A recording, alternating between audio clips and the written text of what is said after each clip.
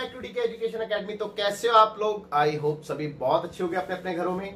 मैं देव कुमार अपने तहे दिल से आपका स्वागत करता हूं आपके अपने चैनल डीके एजुकेशन एकेडमी में। तो बच्चों, आज हम करने वाले हैं chapter 2 polynomials class 10th mathematics. तो बच्चों, बात करते हैं कि पॉलिनोमियल्स कहते किसे हैं, और ये चैप्टर ऑलरेडी आपने 9th क्लास में बहुत अच्छे से पढ़ रखा है, तो कोई दिक्कत नहीं होने वाली है। तो थोड़ा सा रिकॉल कर लेते हैं कि हमने 9th क्लास में क्या पढ़ा था। तो स्टार्ट करते हैं इसके नेम से, दैट इज पॉलिनोमियल ना। तो पॉलिनोमियल मीन्स होता है जिसमें बहुत सारे टर्म्स होते हैं, उसको पॉलिनोमियल कहते हैं ना। तो देखिए, मैं एक बार मार्कर उठा लेता हूं और मैं आपको थोड़ा सा समझाने की कोशिश करता हूं। बेसिकली पॉलिनोमियल की मैं बात करूं तो constant into variable raise to the power whole number, ठीक है। और फिर इसके बाद दूसरा term plus minus and so on, इस तरीके से है ना। तो बेसिकली अगर मैं बात करूं किसी भी पॉलिनोमियल की, तो उसमें क्या क्या चीजें होती हैं। एक तो कांस्टेंट होता है, देन उसके प्रोडक्ट में वेरिएबल होता है, और इसकी पावर जो होती है वो बेसिकली होल नंबर होती है ना। इस चीज को अच्छे से याद रखेंगे, जो पावर होती है वो क्या होती है बेटा, होल नंबर होती है। होल नंबर यानी कि यहाँ पे इंटीजर्स वैल्यू नहीं हो सकती है, नेगेटिव वैल्यू नहीं हो सकती है कोई भी, ठीक है। ओके, तो इसको कहते हैं बेटा पॉलिनोमियल, है ना।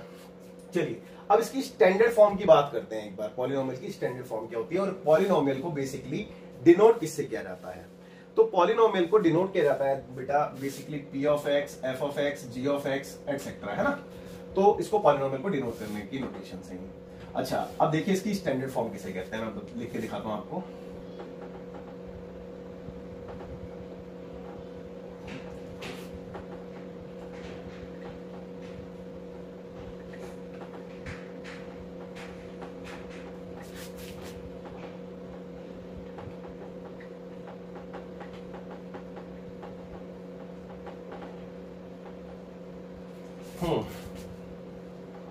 यहाँ पे कोई भी कांस्टेंट ले लेते हैं, लेट्स से k, ठीक है। तो बेटा ये होती है इसकी स्टैंडर्ड फॉर्म। देखिए बेसिकली यहाँ पे क्या हो रहा है कि ये क्या है बेटा, आप चेक करो इसका हर एक टर्म चेक करो।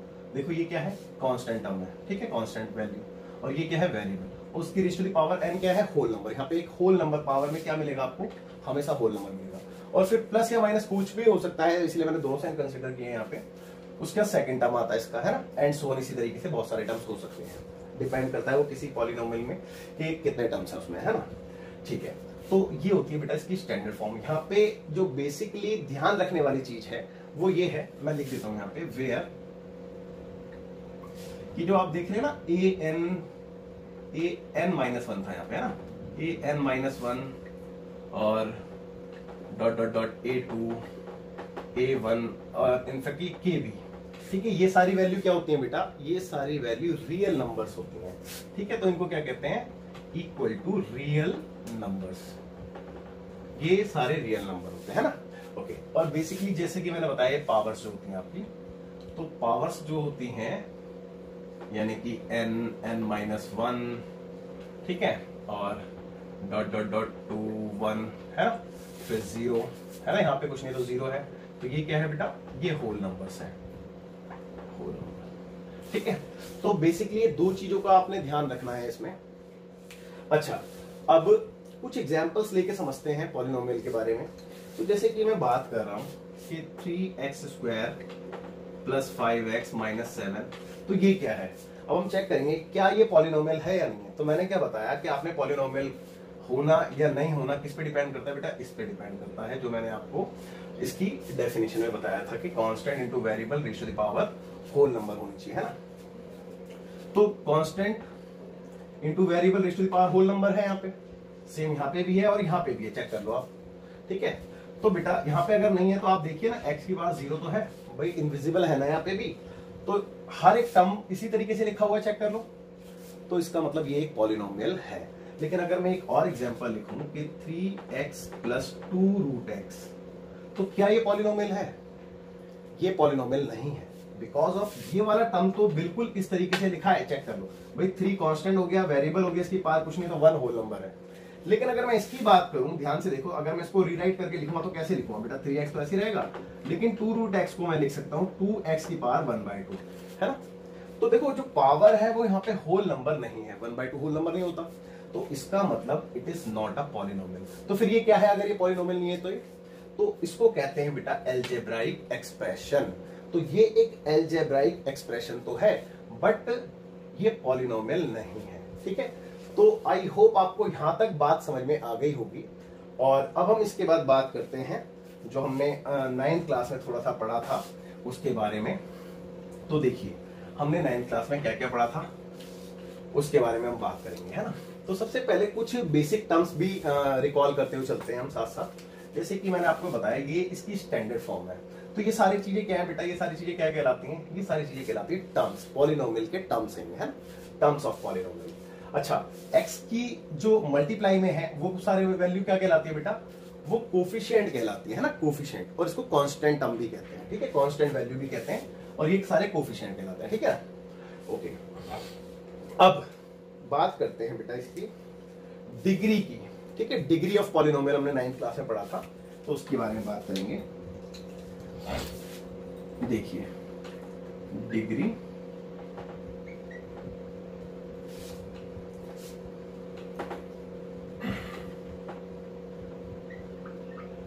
Degree of polynomial. तो अगर इसकी डिग्री की बात करें तो बेटा हाईएस्ट पावर को डिग्री कहते हैं, ठीक है। Highest power of variable is called the degree of a polynomial, है ना। तो जैसे कि एक एग्जांपल लेके समझते हैं। एक पॉलिनोमियल ले लिया मैंने, p of x equal to 3x square minus 7x cube plus 5x raise to the power 8। ये एक मैंने पॉलिनोमियल ले लिया। अगर मैं पूछूं यहाँ पे कि इस पॉलिनोमियल की डिग्री क्या है, तो बेटा आप क्या बात करेंगे, इसमें हाईएस्ट पावर देखेंगे किसकी बेटा, वेरिएबल की हाईएस्ट पावर को डिग्री ऑफ अ पॉलिनोमियल कहते हैं। तो हाईएस्ट पावर क्या है वेरिएबल की, 8 है। तो इस पॉलिनोमियल की डिग्री क्या होगी बेटा, 8 होगी। क्लियर है। तो क्या होगी इसकी degree, degree of polynomial equal to 8 होगी। तो आई होप आपको यहां पे भी कोई डाउट नहीं होगा, है ना। यहां तक भी आपको सब कुछ क्लियर होगा। और इसके बाद आगे की बात करते हैं। अब देखिए डिग्री से बेटा पॉलिनोमियल के टाइप डिफाइंड होते हैं। क्या डिफाइंड होते हैं, टाइप डिफाइंड होते हैं डिग्री से। तो अब हम बात करते हैं 1 बाय 1 जो हमने 9th क्लास में ऑलरेडी पढ़ रखे हैं। तो देखिए सबसे पहले हमने नंबर 1 की अगर मैं बात करूं तो हमने पढ़ा था एक कांस्टेंट पॉलिनोमियल, कांस्टेंट पॉलिनोमियल,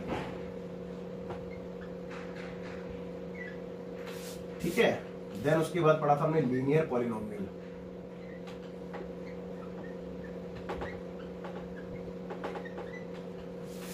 और क्वाड्रेटिक पॉलिनोमियल,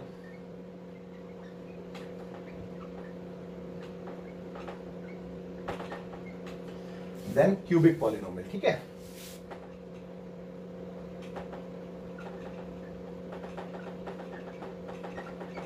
तो ये सारे हमने पॉलिनोमियल ऑलरेडी 9th क्लास में पढ़ रखे हैं।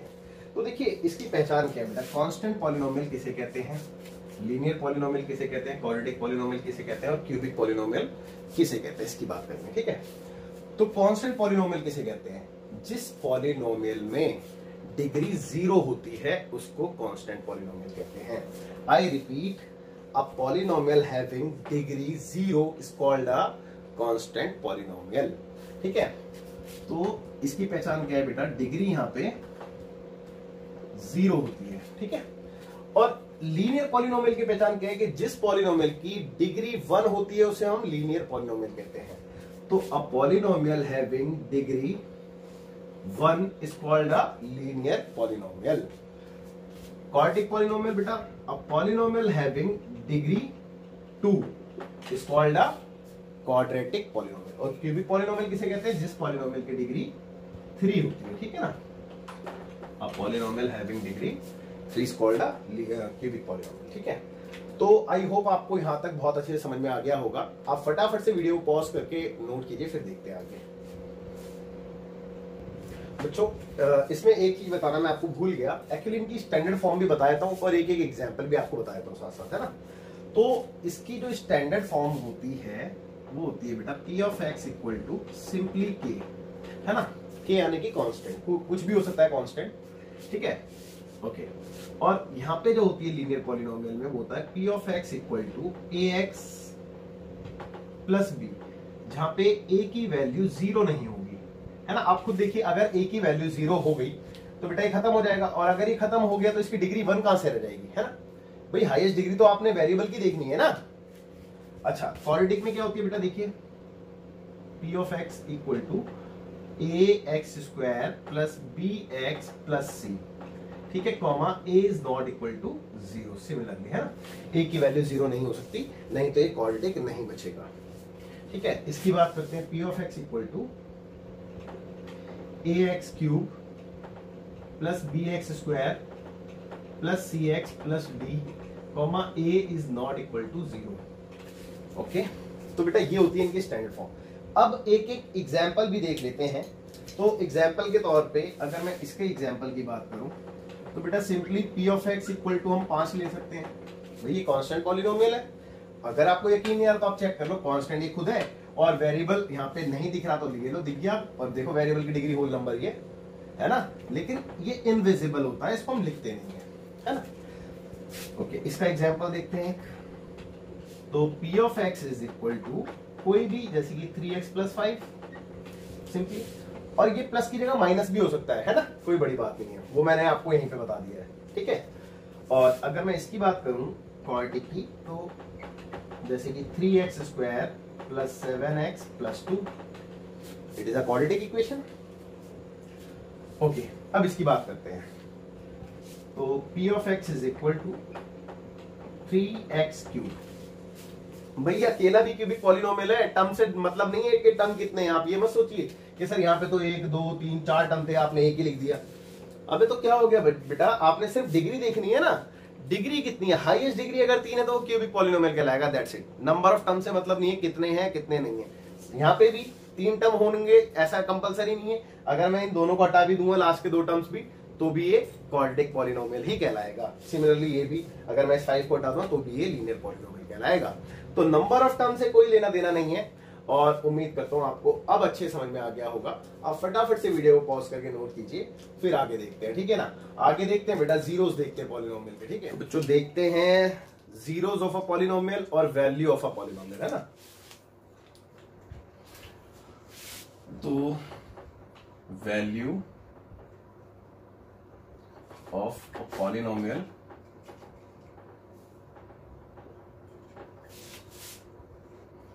Eight x equal to k पे, ठीक है, और यहां पे value zero of a polynomial, ठीक है, जीरोस ऑफ अ पॉलिनोमियल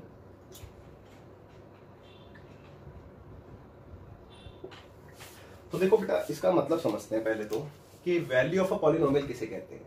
तो वैल्यू ऑफ अ पॉलिनोमियल का मतलब ये है कि किसी भी पॉलिनोमियल की वैल्यू एट इंडिकेटेड पॉइंट, है ना, तो इसको इंडिकेटेड पॉइंट कह सकते हैं। जैसे कि फॉर एग्जांपल एक पॉलिनोमियल लेते हैं, लेट्स से मैंने एक पॉलिनोमियल लिया 3x प्लस 5, है ना, और मैं इस पॉलिनोमियल की वैल्यू देख रहा हूं कहां पे, एट x इक्वल टू 1 पे, ठीक है। यहाँ पे k की वैल्यू जो इंडिकेटेड पॉइंट में बोल रहा था वो 1 लिया मैंने, ठीक है ना। तो यानी कि x की वैल्यू 1 पे पॉलिनोमियल की क्या वैल्यू है उसको हम कहते हैं वैल्यू ऑफ अ पॉलिनोमियल। तो कैसे निकालते हैं बेटा, ये पुट करते हैं इसमें हम। तो p of 1 equal to 3 into 1 plus 5, that is 3 into 1 that is 3 plus 5, और ये आपका आ गया 8, है ना। तो इस पॉलिनोमियल की x की वैल्यू 1 पे क्या वैल्यू है, 8 है। क्लियर है ये बात, ओके। अब बात करते हैं जीरो ऑफ अ पॉलिनोमियल। तो पॉलिनोमियल का जीरो किसे कहते हैं, तो x की उस वैल्यू को जीरो कहते हैं जिस वैल्यू को पॉलिनोमियल में पुट करने पर पॉलिनोमियल की वैल्यू क्या आ जाए बेटा, जीरो आ जाए। मतलब x की ऐसी वैल्यू जो मैं इसमें पुट करूं और मेरा आंसर क्या आ जाए, जीरो आ जाए, तो x की उस वैल्यू को क्या कहेंगे बेटा, जीरो ऑफ अ पॉलिनोमियल कहेंगे, ठीक है ना। तो जीरो ऑफ अ पॉलिनोमियल, है ना। अब देखिए इस चीज को समझते हैं एक एग्जांपल लेके।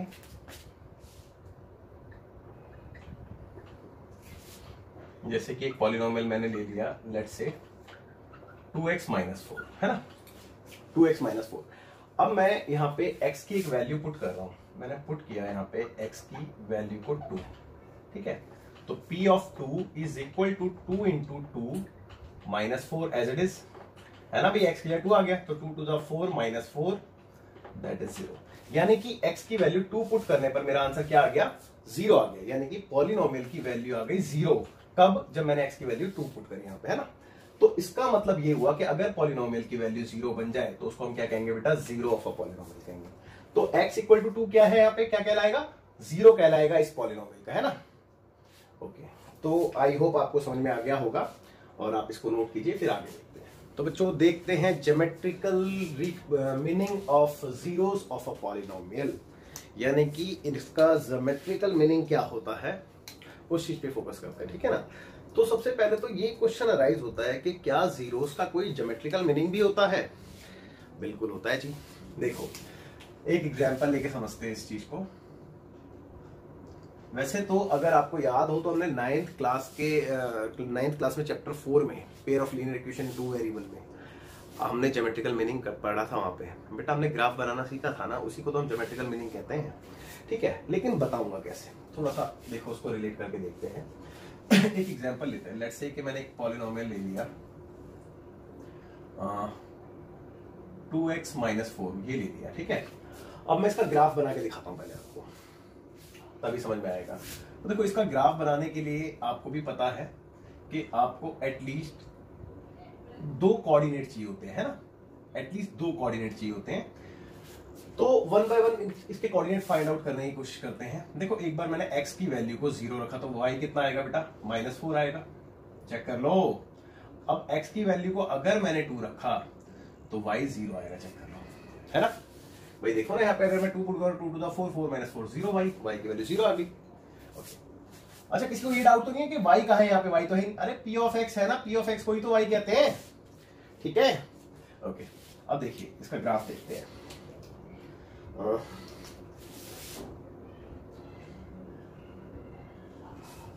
ज्यादा बड़ा नहीं बनाते, छोटा सा ग्राफ देख लेते हैं इसका।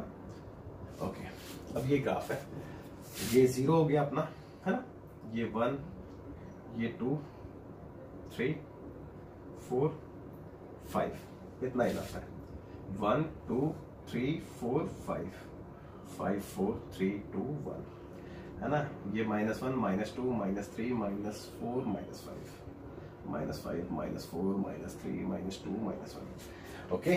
और ये वाला -1 -2 -3 -4 -5, दैट्स इट। इसको बेटा y एक्सिस कहते हैं, that is p of x, है ना। ये x एक्सिस हो गया और ये भी y एक्सिस, लेकिन ये y पॉजिटिव होता है और ये y नेगेटिव होता है, ठीक है ना, इतना तो बताऊंगा। और ये भी x axis but negative, okay. अब देखिए ये इसके कोऑर्डिनेट की अगर मैं बात करूं तो कोऑर्डिनेट क्या आएंगे बेटा, 0, -4 होगा इसका कोऑर्डिनेट, और ये वाला 2, 0, चेक कर लो, है ना। अब इन कोऑर्डिनेट को इस ग्राफ पे प्लॉट करके देखते हैं। तो 0, x की वैल्यू 0 पे y -4, तो x की वैल्यू 0 तो ये रही, और y -4 नीचे होगी, जाहिर सी बात है। तो पॉइंट क्या आ गया बेटा, कोऑर्डिनेट ये आ गया, है ना। 0, -4 यहीं पे आएगा। दूसरा क्या था बेटा, 2, 0, तो x की वैल्यू 2 पे y 0, तो पॉइंट यहीं पे आ गया। अब इसको ज्वाइन करा देंगे बेटा कुछ इस तरीके से। लाइन अगर थोड़ी सी टेढ़ी लग रही हो तो प्लीज उस चीज को माइंड ना करें। तो ये वाला कोऑर्डिनेट क्या था बेटा, 2, 0, और ये वाला क्या था, -0, -4, ओके। चलिए यहां तक कोई डाउट नहीं होगा आपको, है ना।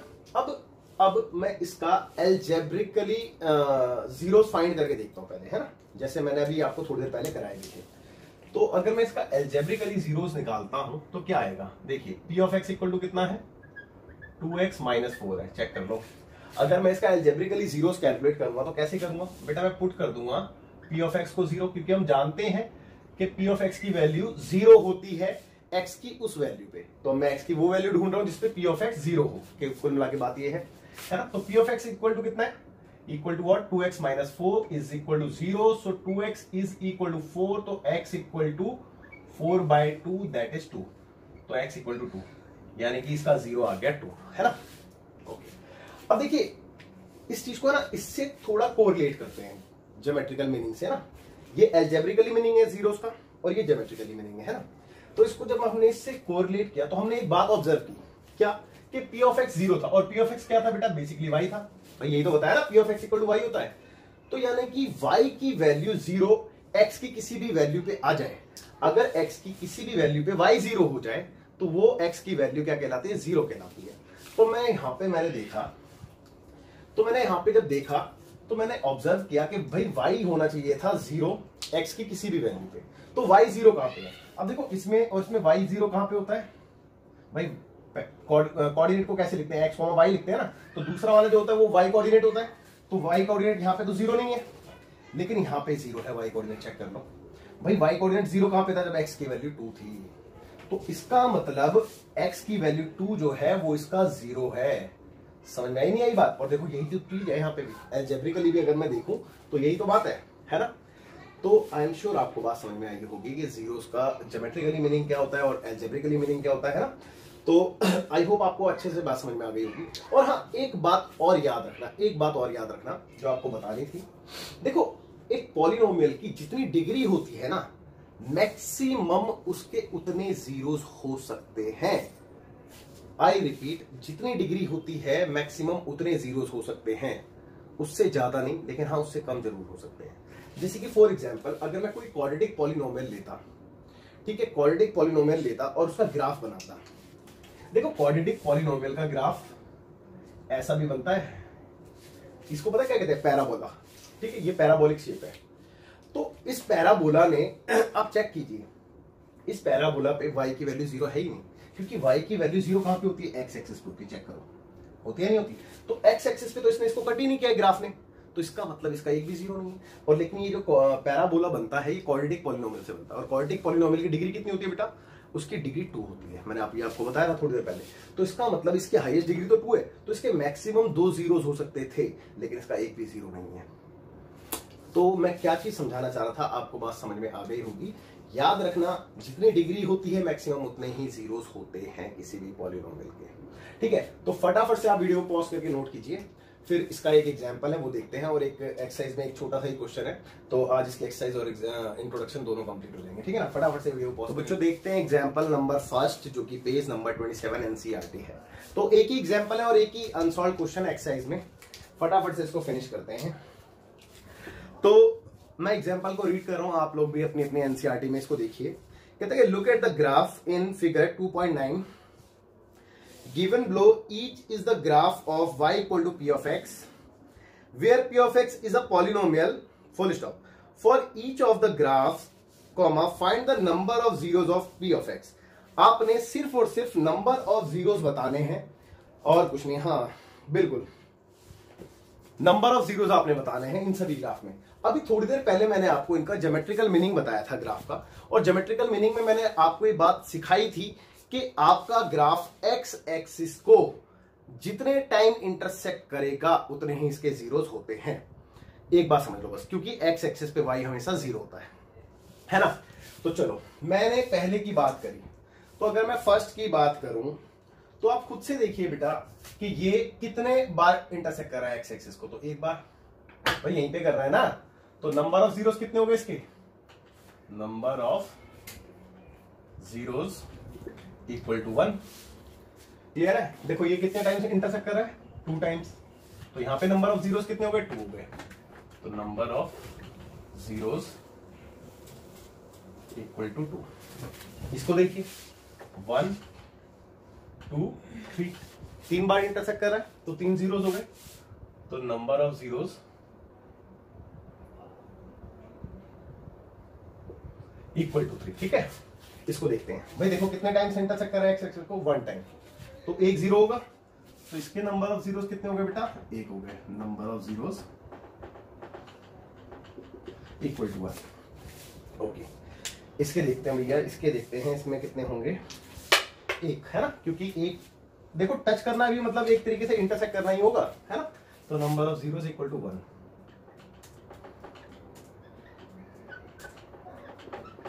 और यहाँ पे देखो 1 2 3 4 4 जीरोस है भाई यहाँ पे, है ना। तो number of zeros equal to 4। Okay, so that's it.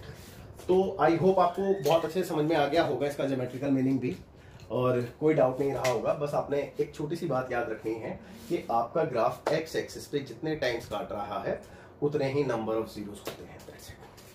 ठीक है, तो इसके बाद आप फटाफट से वीडियो को पॉज करके नोट कीजिए, फिर देखते हैं एक्सरसाइज 2.1 का में एक ही क्वेश्चन है, तो फटाफट से उसको भी फिनिश करते हैं। तो बच्चों देखते हैं एक्सरसाइज 2.1, एक ही एग्जाम क्वेश्चन है इसमें, तो फटाफट से इसको भी कवर कर लेते हैं और इसके साथ आपकी एक्सरसाइज का इंट्रो और एक्सरसाइज का सॉल्यूशन दोनों कंप्लीट हो जाएगा। ठीक है ना, तो देखिए मैं क्वेश्चन को रीड कर रहा हूं। क्वेश्चन रीड क्या करना है, वो सेम क्वेश्चन है जो एग्जांपल में मैंने रीड किया था, बट फिर भी कोई बात नहीं। कहता है the graphs of y equal to p of x are given in figure 2.10 below, comma for some polynomials p of x full stop, find the number of zeros of p of x in each case, है ना। तो similarly हमने वही काम करना है जो अभी हमने पिछले एग्जांपल में किया है। तो मैं तो आप लोगों से बोलूंगा कि आप वीडियो को पॉज करके खुद से पहले इसका आंसर लिखें और उसके बाद फिर अपने आंसर को टैली करें। ठीक है ना, तो देखिए बेटा, इसमें नंबर ऑफ जीरोस की अगर मैं बात करूं तो एक भी नहीं है, जीरो है भाई, एक बार भी इंटरसेक्ट नहीं किया ना इसने। यहाँ पे नंबर ऑफ जीरोस एक हो गया, है ना, चेक कर लो। यहाँ पे नंबर ऑफ जीरोस 1 2 3 3 है। ठीक है, यहाँ पे नंबर ऑफ जीरोस चेक करो 2 है।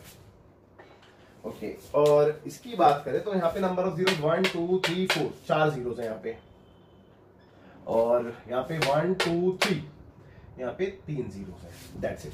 तो बस इतना ही बताना था और कुछ नहीं था। और इसके साथ बच्चों जैसे कि मैंने आपको ऑलरेडी बता दिया है कि आपका इंट्रो एंड सॉल्यूशन दोनों कंप्लीट हो गया है, और आप वीडियो को पॉज करके नोट कीजिए। फिर अगली क्लास में हम करते हैं बेटा इंट्रोडक्शन ऑफ एक्सरसाइज 2.2, है ना। तो जब तक के लिए बाय बाय, टेक केयर, जय हिंद, मिलते हैं आपसे।